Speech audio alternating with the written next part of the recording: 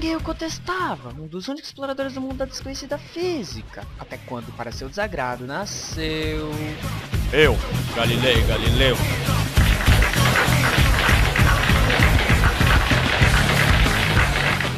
Galileu, pai da moderna física experimental e da astronomia telescópica, usava o método científico por ele formulado para expressar suas experiências.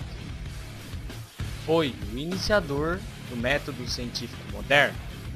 Mas, o que é método científico? A.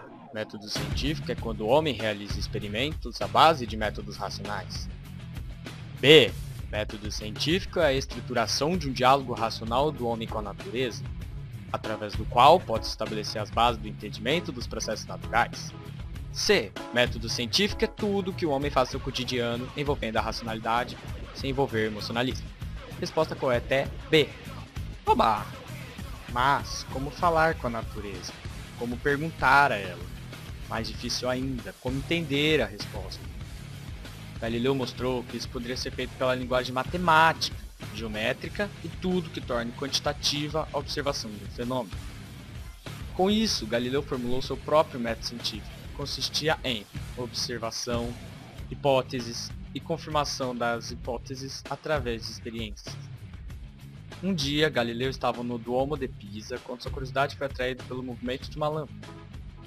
Galileu experimentou, por brincadeira, medir com as batidas do próprio pulso o tempo empregado pela lâmpada para cumprir uma oscilação, e percebeu que os tempos de oscilação eram sempre iguais.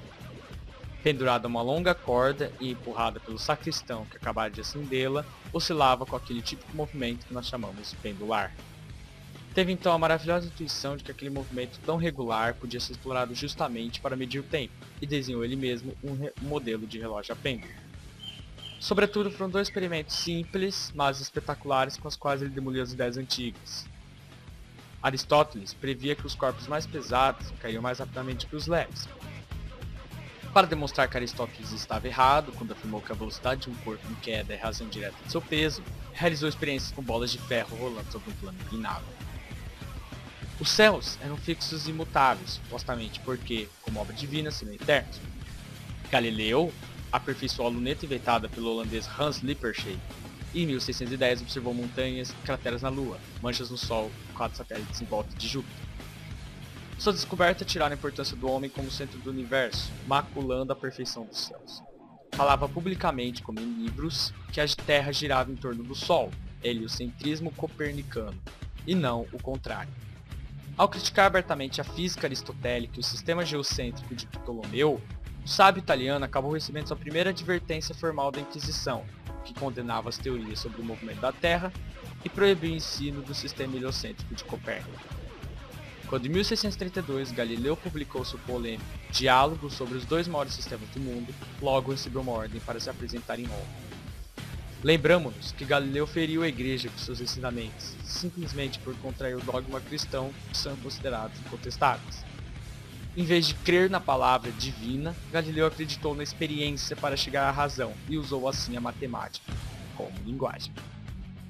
Gênio incompreendido e perseguido pela cega igreja anti-humanista da época, foi humilhado, mas séculos depois pecados são perdoados e o filho da ciência se canonizou e transformou no nosso pai da ciência. Algumas curiosidades. Galileu Galilei nasceu na cidade de Pisa, em 1564, mesmo ano da morte do pintor e escultor Michelangelo Buonarroti e do nascimento do dramaturgo inglês William Shakespeare. Que ano, hein? Relógio de pêndulo, telescópio, termômetro não foram inventos galiléticos, mas sua pessoa ajudou nessas áreas, isso não podemos negar. Pesos nunca foram tacados de Pisa pelas mãos geniais de Galileu, seus experimentos foram feitos em terra firme com plano inclinado. Descobriu como fazer a balança hidrostática, que originaria o relógio de pêndulo. Bastou-lhe a descrição da luneta em um folheto que aparecia em Veneza, para que construísse uma só para si, sem ter nunca visto um tal aparelho.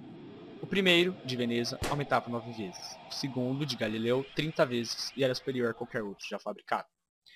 Galileu é a prova viva de uma demonstração cabal de como a verdade pode ser sufocada de modo brutal, mas não indefinidamente. E para fechar com chave de ouro, uma pequena pergunta para vocês, classe. Gostaram? Não, mais ou menos. Nem vi por que dormir. Não opino. Ah, claro que é sim. Deu trabalho, né? Curioso para saber se pusesse as outras respostas? Então vamos lá. Não. Então vai ser fufu. Fuque pra você. Mais ou menos? Beleza então. Deixa o C. Sem explicações para a prova. Nem vi por que dormir? Vagabundo. Falo nada. Se você selecionou não opino, não entendi. Mas também não empresto mais tarefa. Beleza? É brincos, garotada. Tchau, até a próxima.